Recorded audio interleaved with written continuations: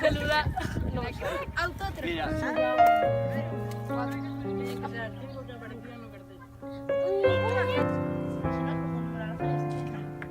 Ella. Ah, vale.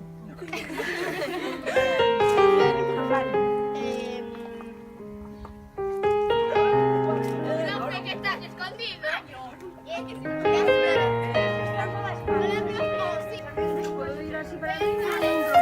Pero si voy para abaixo, xa me queda trancada a man e me podo lesionar e cortar, vale?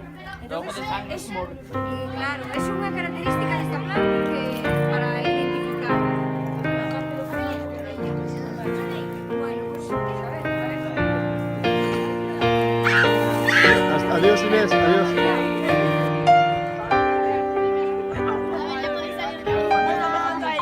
Espera, déjale un minuto así para... Venga, empezar a hacerlo.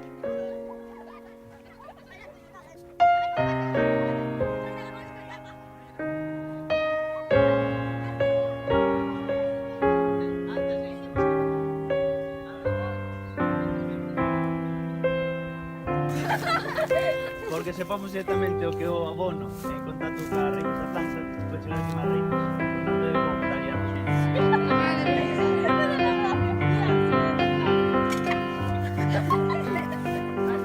Eu cando era pequeno tamén empecé así.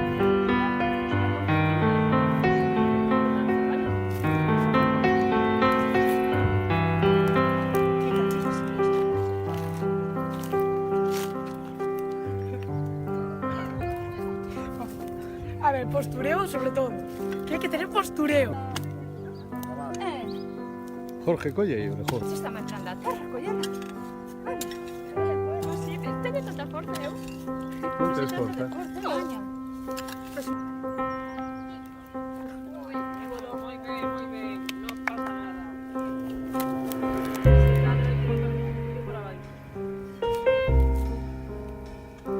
Non pasa nada, os fillos se alimentan.